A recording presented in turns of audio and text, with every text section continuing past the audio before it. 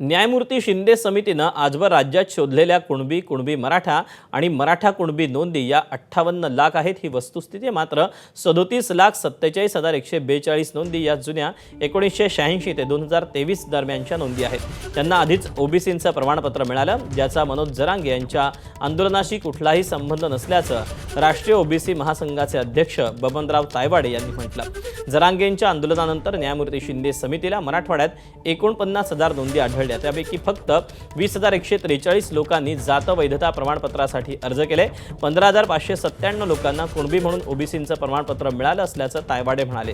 ज्या 3 लाख लोकांना कुणबी मराठा कुणबी किंवा कुणबी मराठा असल्याचं जात प्रमाणपत्र देण्यात आलं, त्यापैकी 2 लाख लोकांनी जात वैधता प्रमाणपत्रासाठी अर्ज का केला नाही असा सवाल राष्ट्रीय ओबीसी महासंघाने उपस्थित केला आहे।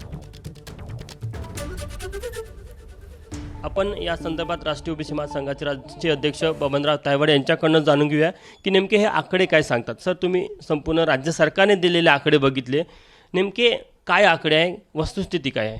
1986 ते 2023 या कालावधीमध्ये 23पर्यंत म्हणजे ज्याचा या आंदोलनाशी काही संबंध नाही, या राज्यामध्ये 37,47,942 ह्या नोंदी सापडल्या होत्या आणि प्रमाणपत्रसुद्धा वितरित झाले होते पिढ्यानुसार।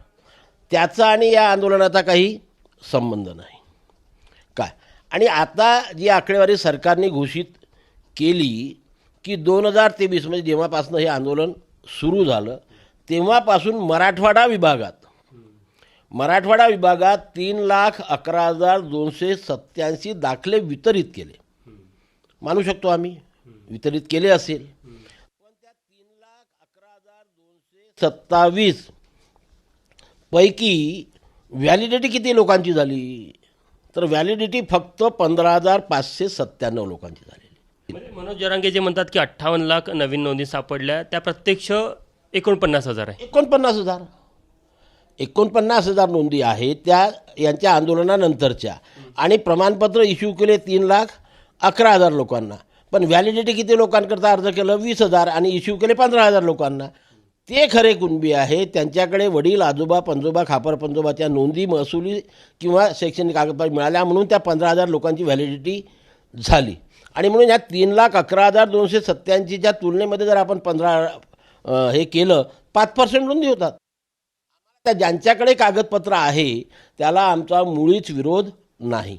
आता राज्य सरकारमधून एक बातमी येते की शिंदे समिती स्थापन झाल्यापासून जवळपास 22 लाख प्रमाणपत्र निर्गमित करण्यात आलेले आहे।